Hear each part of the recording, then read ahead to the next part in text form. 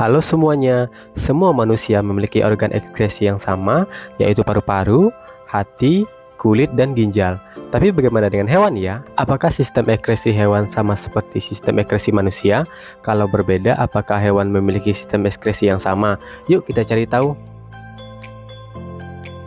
Saya Kelana. Kali ini kita akan mencari tahu bagaimana sistem ekskresi pada hewan invertebrata. Sebelum memulai pembahasan kali ini, sebaiknya kita memahami kingdom Animalia terlebih dahulu ya. Seperti yang kita tahu, kingdom Animalia terdiri dari dua subkingdom, Invertebrata dan Vertebrata.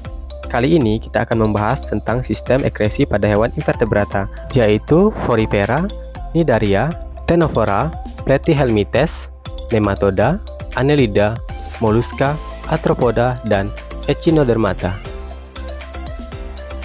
Pada hewan termasuk filum Porifera seperti karang, sistem ekskresinya masih sangat sederhana. Porifera tidak memiliki organ khusus. Porifera memiliki ekskresi zat buangan berupa karbon dioksida. Ekskresi diatur dengan proses difusi. Air yang mengandung makanan dan oksigen masuk ke poriferi atau opsium, menuju ke rongga tubuh atau spongosol. Di spongosol, makanan ditelan secara fagositosis dan oksigen diserap secara difusi oleh koanosis. Sisa pembuangan berupa karbon dioksida dan air dikeluarkan melalui lubang yang disebut oxculin. Pada hewan yang termasuk filum Cnidaria dan Ctenophora, seperti ubur-ubur, sistem ekskresinya juga masih sangat sederhana. Hal ini dikarenakan hewan-hewan tidak memiliki alat pernapasan dan alat ekskresi. Hewan pada film ini mengekskresi zat buangan berupa karbon dioksida pada zat pertukaran gas. Pertukaran gas dilakukan oleh seluruh permukaan tubuhnya secara difusi. Selain karbon dioksida, sisa-sisa metabolisme berupa amonia juga dibuang secara difusi. Hewan yang termasuk pada film Platyhelminthes memiliki saluran ekskresif berupa sel api. Nah, apa itu sel api? Struktur sel api terdiri dari nukleus sel tudung dan silia atau rambut getar. Nah, silia ini bergerak-gerak dan tampak seperti nyala api sehingga dinamakan sel api atau gland cell.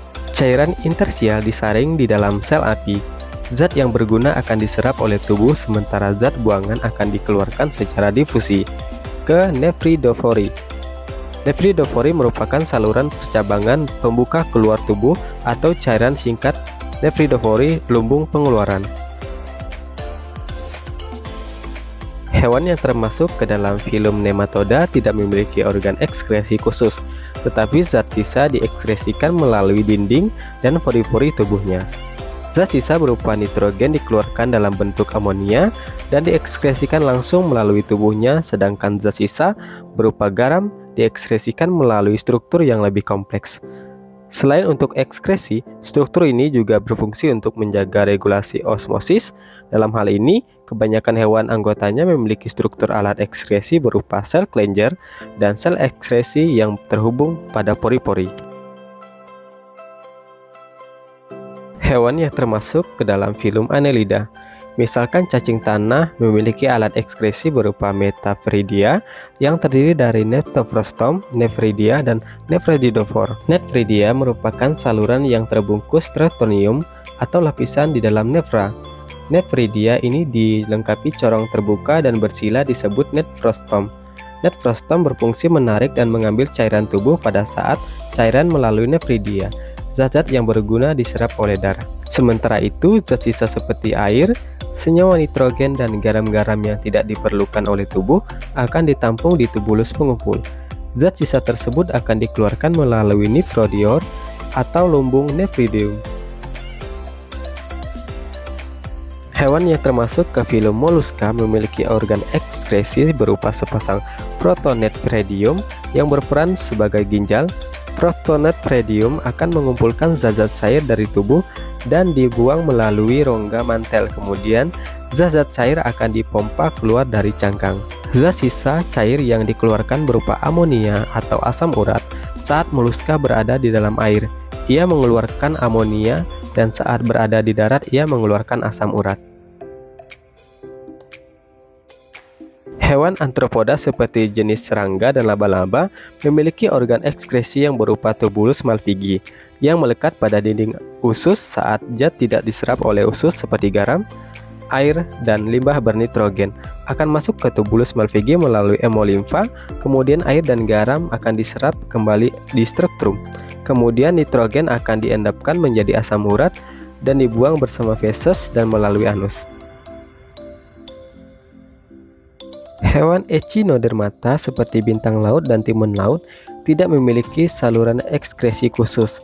Echinodermata hanya mengekskresikan karbon dioksida dari sel amebiodi. Sel amebiodi berada di dalam rongga tubuh. Sel amebiodi berfungsi untuk mengedarkan sari-sari makanan, mengangkut sisa-sisa metabolisme, dan sebagai tempat pertukaran oksigen dan karbon dioksida. Zat sisa metabolisme seperti karbon dioksida akan diangkat oleh sel-sel amebiodi ke papula atau insang kulit, kemudian akan dilepaskan keluar pada papula. Hanya dimiliki oleh kelas Astrodidae atau bintang laut, sementara insang kulit dimiliki semua filum Echinodermata. Papula merupakan dinding pada rongga tubuh berbentuk kantong yang menonjol dari bagian bawah tubuh bintang laut. Papula berfungsi untuk respirasi, alat gerak, dan untuk menempel pada substrat. Nah, kita sudah selesai membahas sistem ekskresi pada hewan invertebrata. Jadi, ternyata sistem ekskresi hewan berbeda-beda loh.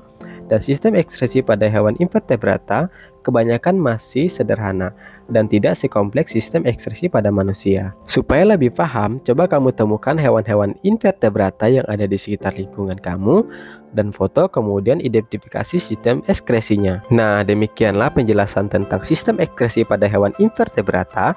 Semoga video kali ini bermanfaat untuk kita semua ya. Selamat belajar.